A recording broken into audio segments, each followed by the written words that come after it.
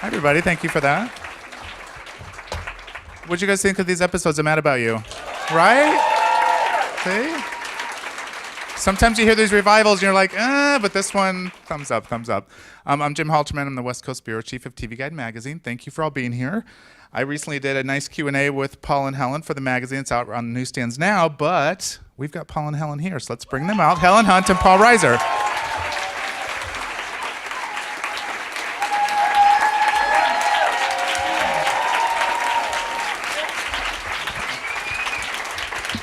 Show them the shoes. Show them the shoes.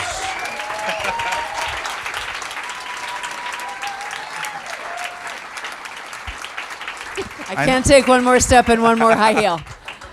Now they're on. Technically, they're on. You are allowed. It's a You are cozy allowed. room. Look at this. I It's know. like somebody's house. Thank you for coming to Nice, watch intimate. the episodes. So if you guys didn't know, Helen directed this first episode that you saw. Congratulations. And I believe, Paul, you wrote the episode. I wrote it. She directed it. We did it, and there you go. So that's extra work when you are directing as well as being in the show. And coming back to this being the very first show, was it a challenge in there, or was that the way you guys wanted it? So you'd really have your hands in all of it. It feels all like it's one job. I mean, Peter Tolan is our showrunner. I feel like we all found the story. We all kind of directed it because I didn't do anything that wasn't in consultation with them.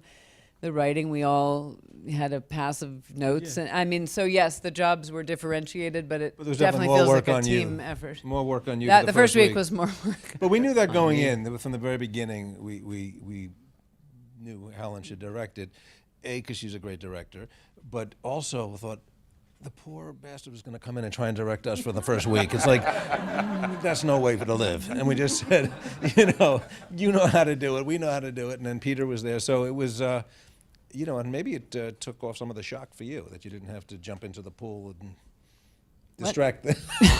I'm listening. I just didn't understand. What took shock away? That it sort of was a distraction and gave you something else maybe. Yes, that is true. I was nervous. I had adrenaline, and I really don't enjoy adrenaline particularly. And so having, we say cut and making sure that the monitors had what I wanted on there, I think it did help a little. So when did the conversation start to bring the show back, and what were the important things for you guys that the show have to bring it back? It started a long time ago. It started almost 2.5, 3 years ago.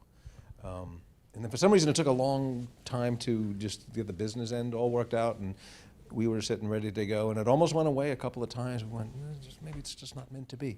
And then we started working in April or May. We sat down with our Peter Tolan and our writers and started banging out some story ideas.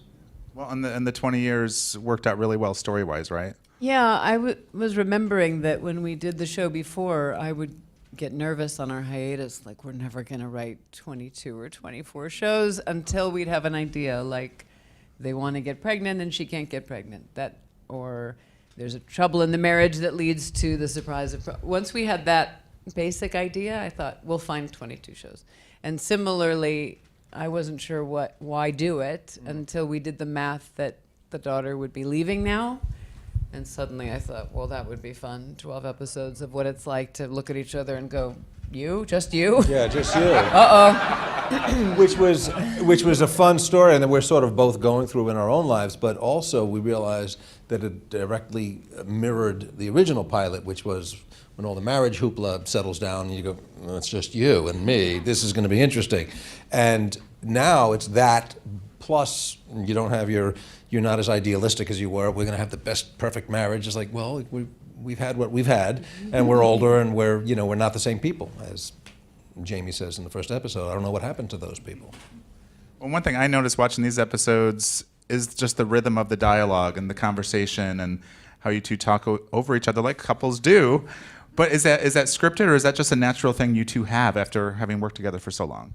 I mean, both. Everything is scripted, so I would say there are lines pitched when we're shooting, but the scripts are labored over by all of us, and our rhythm is just some weird thing that I don't understand, but I'm very grateful for it. It's given me a career. Yeah, and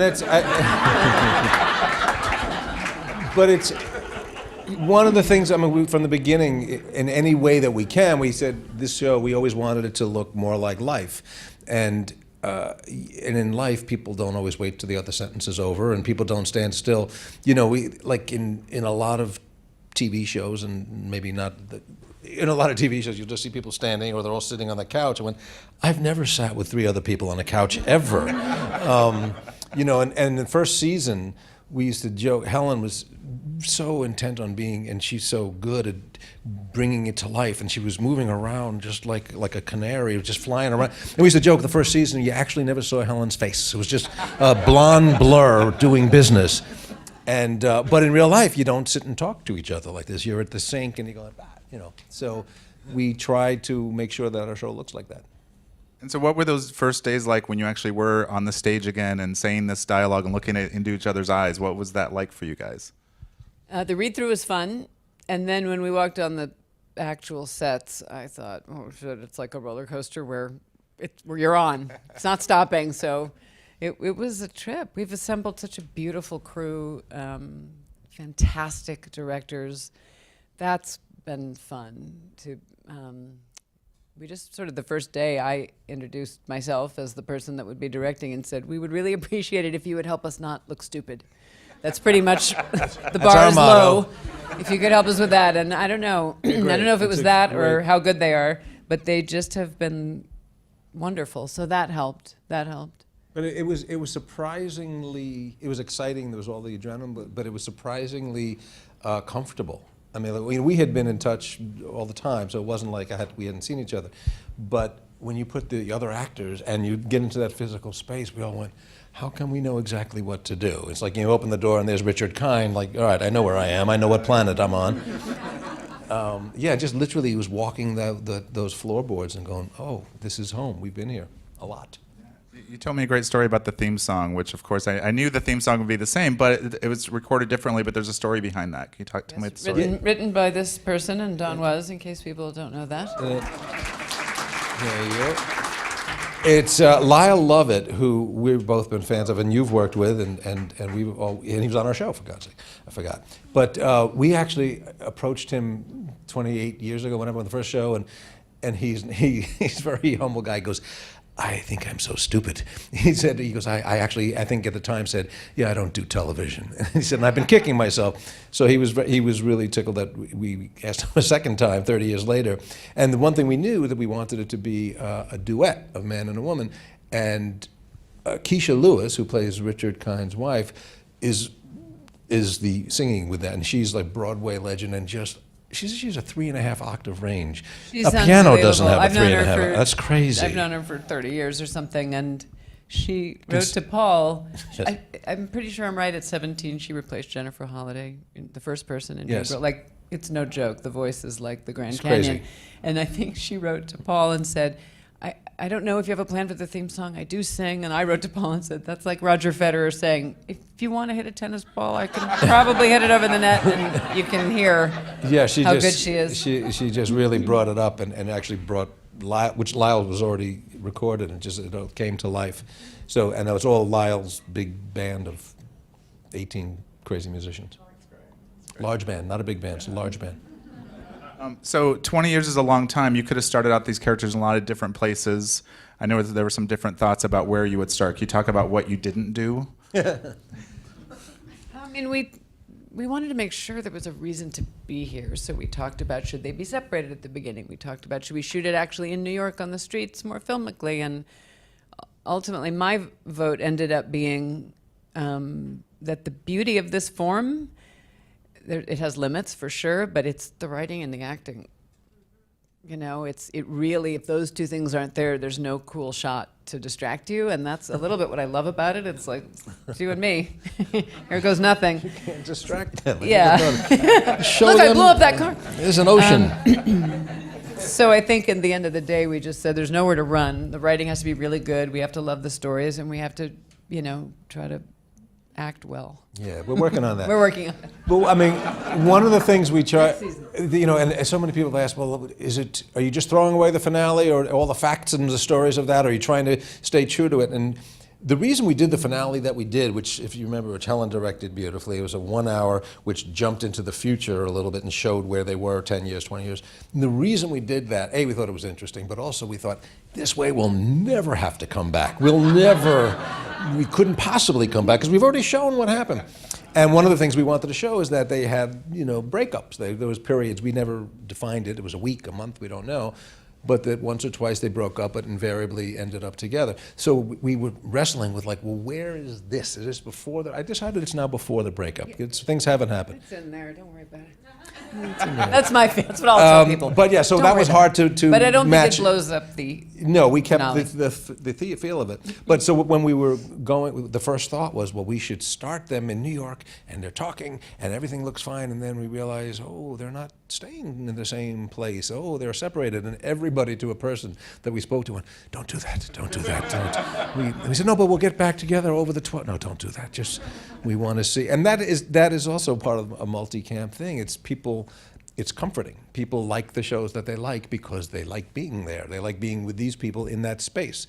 I mean, if Paul and Jamie came back and we lived in, in the suburbs, yeah, we're not going with you. We like that apartment, Was it always going to be a studio audience again? Was there any question there? Yeah, so we thought we're going to do it. Let's do it how we do it, how it's done. Yeah. And I love who you guys did cast as Mabel, Abby Quinn, who's wonderful. What was the challenge in casting that role? Because in some ways, this person has to have elements of both of you. She just had to be great and fast and funny, and she was the first person who came in, and she was all of those things. And then also bringing back a lot of familiar faces, like you mentioned, Richard Kind, John Pankow, Anne Ramsey. It was announced last week that somebody else will be returning. Carol Burnett will be coming back for the last episode. Mainly because she needed the work. Now you're still shooting these episodes. Has that one shot yet, or is that No, coming down the that'll pike? be our last one, episode 12, and we're on 9 right now. 9. Okay, all right. I'll be coming to set for that one, maybe. I'll be putting a nice ask in to Sony. What's going on career-wise with them? I know we get into it a couple episodes later, but what's the career life? Because that was a big part of the original show. Well, that was about as much as we end up seeing in Paul's career in this show. It was just, all we all we really wanted to define is that to whatever extent in the original series that he had this aspiration of being the next Ken Burns and he was going to be this. Well, 25 years later, okay, you're not. You're this, and you Tuition and an expensive school. We had a kid, and life happens, and life doesn't always work out. You're not going to be that guy. And we always had a challenge with Jamie's job. I tried a bunch of different things, and they would never really took off. But we do have something that's really fun this time. Tell them what it is, Helen. Keisha Lewis is a therapist, and Jamie realizes she got her hours once upon a time, wanted to pursue, or she got her master's, but now would need the hours. So Keisha becomes my supervisor, as I'm a kind of lousy, hopefully becoming better therapist. And in one of the And to which everybody, the daughter, his mother, says, "You?" And in the episode where you're first therapying, who is your special guest patient? Miss Cloris Leachman. Cloris Leachman. What has happened to you? I don't know. And by the way, who's so funny? Cloris Leachman. Oh, God, she's lovely. I have to say, I wasn't in the room, but when they mentioned Murray in the second episode, did anybody kind of just, oh, Murray? By the way, yeah, when they mentioned Helen or me, nothing. Nothing. Oh. And there was an awe on the puppy on your head. Why don't we just put puppies in every frickin' show? Okay. What are we fooling around without Johnny Panko? Put a dog. It's so easy. But even that, when did you guys realize, we need to at least address that Murray's not there anymore? We were in the writer's room, and Yeah. I think it was me who finally was like, we can't avoid this. We need the dog. And then once we had the dog, we thought we got to write the dog into every episode. And so we have a few where we don't have a name for him. He gets a name. saw I'm that. madly in love with that dog, so it's nice having him around. Great. And I've seen a couple more episodes, and then he still doesn't have a name. So is that Yes. just the running joke? No, for he'll those? get a name. He'll get a name. A few after you saw, he gets a name. Okay. We named him TV Guide. That might Not that get we're you a sucking cover. up, but it was a nice If you name. want to cover, that might get. Yeah, you're in the park. that might TV get Guide, and then What would you go back and tell your younger self as your career was just getting started? Because you Eat both better. have had, What did you say? Eat better. Well, you both have had really amazing careers. You've done so many different things. What would you tell that person that was just starting out and just had dreams and what they wanted to do? Darling? You know what? I mean, the only thing I've learned is that, like, don't make a plan and, like, be prepared and work hard and, like, try and surround yourself with good people or get to know good people and then just jump in the pool. Because, I mean, none of these things should have happened or were guaranteed. I mean, the fact that this show happened was really a fluke of nature that NBC at the time when Seinfeld was just beginning to be a hit, and they said, you know, we could use another show with another comedian, and they went, okay. And then the fact that while I was shooting it, I happened to meet Helen while I was writing the pilot. And I remember leaving this dinner party and that we were invited to, and I said to my wife, what about her as you? She went, she'd be very good as me. And so, I mean, so it's this synchronicity. And, you know, Kaminsky Method was just an absolute accident because I happened to call Chuck Lorre to tell him how much I loved the show. And he said, you want to be on it? I went, he wasn't going to call me. That wasn't on his mind. But when I called him, I went, wow. So I went, okay. That's how long I held out. Okay. But yeah, so I mean, I think that's the only thing I would tell young, just enjoy it and don't really try and stick to a plan because they just don't work according to the plan you had, but the other plans might be a lot better. I have 2 actor kids already, a 21-year-old who's just finishing Atlantic Theater Company Conservatory and another one who just finished doing a tour of a young production of A Chorus Line. So they don't want to hear from me. But if they did, I would say that I remember the time in my early 20s of going on audition. Like if you had one audition, at least you had a day. You know, you go to the gym. Now what do I do? But I have nostalgia about that time, being with other actors, being in acting class, the joy of being in class. So I don't have to tell this to my younger self because I've been in acting class since I was 9. But when I meet young people, I go, you better like it in the crappy room in Studio City. If you like it there, then try to make a career of it. But if you only like it when it gets fancy, it almost never gets fancy. When it does, then it gets unfancy really fast. So just making sure you have a real love of the thing, the actual art form, which I really do believe it is. Okay. This has been so much fun. 6 episodes of Mad About You air on November 20th on Spectrum Originals, and then 6 more come on December 18th. Thank you so much, Helen and Paul, for being here. Thanks, everybody.